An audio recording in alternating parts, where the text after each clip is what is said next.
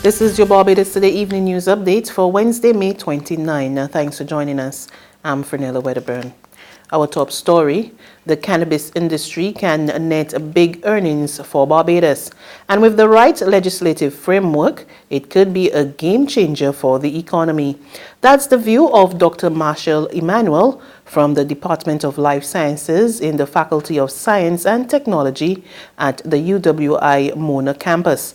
Delivering today's presentation at the Barbados Chamber of Commerce and Industry Luncheon, he said cannabis is already a major commodity here and this could lead to bigger benefits. Barbados now being the country within the Caribbean that definitely has the highest consumption rate per capita, which actually translates to the highest domestic value, meaning that cannabis fetches the highest price locally here, higher than prices globally. Yeah, so developing the right legislative framework to encapsulate that domestic consumption, which could grow the GDP, but by understanding your local population needs. So Barbados now is very unique too, because we can understand the cross linkages across the various sectors, from agriculture to health to wellness, tourism, pharmaceuticals, nutraceuticals will ensure that the sustainability can be maximized and really get the true earning potential from cannabis as a commodity.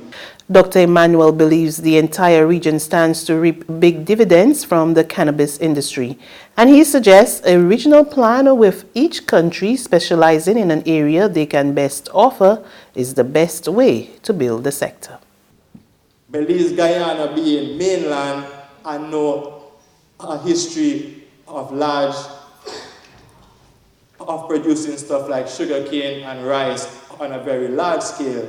They could be more privy to like growing hemp, whereas Jamaica, St. Vincent could grow the more psychoactive component flowers, and we do have that indigenous knowledge to actually enhance that. Whereas Trinidad being the more production, manufacturing hub with low energy consumption, they could focus more on manufacturing. So within Jamaica, you see the processing labs setting up, but the fire brigade does not have the level of competence to deal with extractions of high butane, CO2, so forth. The island's parliamentarians recommit to leading a strong fight against the HIV/AIDS epidemic at a special session hosted today by the Pan-Caribbean Partnership Against HIV/AIDS and the National HIV/AIDS Commission. During the half-day session, lawmakers assessed the challenges to Barbados's HIV/AIDS response and defined the parliamentarians' role in ending the epidemic. Here is People Empowerment Minister Cynthia Ford. As a ministry, let me say that we take our mandate seriously. We look forward to a transformed social landscape that provides equal opportunities for all citizens to achieve a sustainable and acceptable standard of living, and the ability of all persons to fully participate in the overall development of this country. Our charge, therefore, is to contribute to all the overall socio-economic development, as well as the empowerment of all members of society through involvement at the highest level, through evidence-based policies, and through equitable access to social programs and services. No one must be left behind in this vision and this exercise. EU Ambassador to Barbados and the Eastern Caribbean, Daniela Tamase, says there is no mistake in the progress being made by the region to tackle the disease. But she expressed concern that the fight is still being hampered by stigma and discrimination. Since 2001, there has been a 50% decline in AIDS-related deaths, while new infections have dropped significantly, and much more people are accessing HIV treatment. However, stigma and discrimination are still hampering efforts to reduce new HIV infections and hampering efforts to increase the number of persons accessing antiretroviral treatment and ensure that those who have contracted HIV for whatever reason can live a full and productive life. In sports, the ICC Cricket World Cup, a feast of 50 over cricket bowls off tomorrow. The tournament is being hosted in England and Wales. Ahead of the big start, the captains of all 10 participating teams stopped over at Buckingham Palace to meet Queen Elizabeth II in London, which hosted a star-studded opening ceremony on the eve of the tournament. The Queen, along with Prince Harry, hosted an annual garden party in the 1844 room of the palace to wish the teams good luck at the 46-day-long showpiece event. England kicked things off against South Africa at the Oval. Today, the Windies showed they are in fighting mood ahead of their opener against Pakistan on Friday. In their final official warm-up match against New Zealand today, the Windies won by 91 runs at the Bristol Country Ground. There's regional and international news after this short break.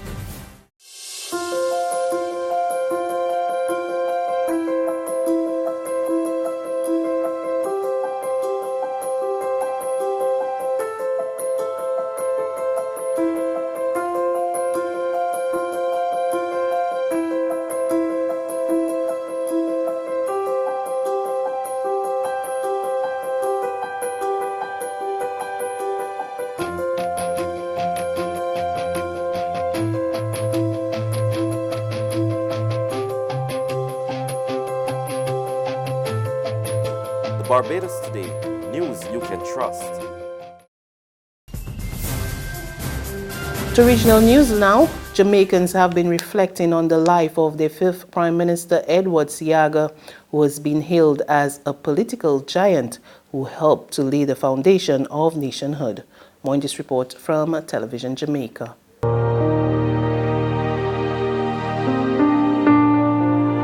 January 18, 2005, former Prime Minister Edward Seaga exited Parliament through thunderous applause, hugs and handshakes from members on both sides of the political aisle. On Tuesday, May 28, 2019, a moment of silence. This parliamentary sitting proved difficult for the man who now holds the seat Mr. Seaga once represented. Member of Parliament for West Kingston Desmond McKenzie, while holding it together during his sectoral presentation, broke down at the end. An emotional moment too for Culture Minister Babsy Grange, who held back tears in her brief tribute. He taught me to dine with kings and to walk with beggars and to give respect, to receive respect. But a comforting hug. And even as Prime Minister Andrew Holness, in a brief statement to the House, provided details for what's to come. Mr. Speaker, it is a personally trying time for me, and I know it is also a very trying time for his family. And though they were prepared, and though I was prepared, at the point of the event, you still can't help but feel the emotional void that has been created by his passing. The lower house was told that arrangements are being made for Mr. Seaga's body to be flown to Jamaica. Details relating to the state funeral will be provided at a later date. A special sitting of the House will also be held so members can pay tribute to the former Prime Minister. On the international scene, U.S. Special Counsel Robert Mueller today said that his probe into Russian interference in the 2016 election was never going to end with criminal charges against President Donald Trump. Mueller, however, stressed that he did not clear Trump, and it was up to Congress to decide whether the president should be impeached. If we had had confidence that the president clearly did not commit a crime, we would have said so. They could be the 16 words that change everything after special counsel Robert Mueller pointedly declined to exonerate President Donald Trump on the issue of obstruction of justice. His words adding fuel to the debate among Democrats over whether Trump should be impeached. Authorized us to. Mueller, in his first public comments on the Russia probe, said bringing criminal charges against Trump for trying to impede his work was not an option, as Justice Department policy forbids indicting a sitting president. But then he added this: that the Constitution requires a process other than the criminal justice system to formally accuse a sitting president of wrongdoing. Justice Department reporter Andy Sullivan. Now, that's a clear reference to the impeachment process. Those words did not cross Mueller's lips. He didn't say impeachment, but he knows that Democrats are considering whether to move forward with impeachment. And this is certainly seen as a sign by many leading Democrats that they ought to move forward. That's news, but for the very latest, visit our website at www.barbadostoday.bb. You can also subscribe to our e-paper, email updates, or like us on Facebook, and sign up for our breaking news alerts via WhatsApp. We're also on Izumi Media and bus terminals, as well as screenplay at supermarkets and gas stations near you. And you can also hear us on Mix 96.9 FM and Capital Media HD 99.3 FM. I'm Fernella Wedderburn. Good evening.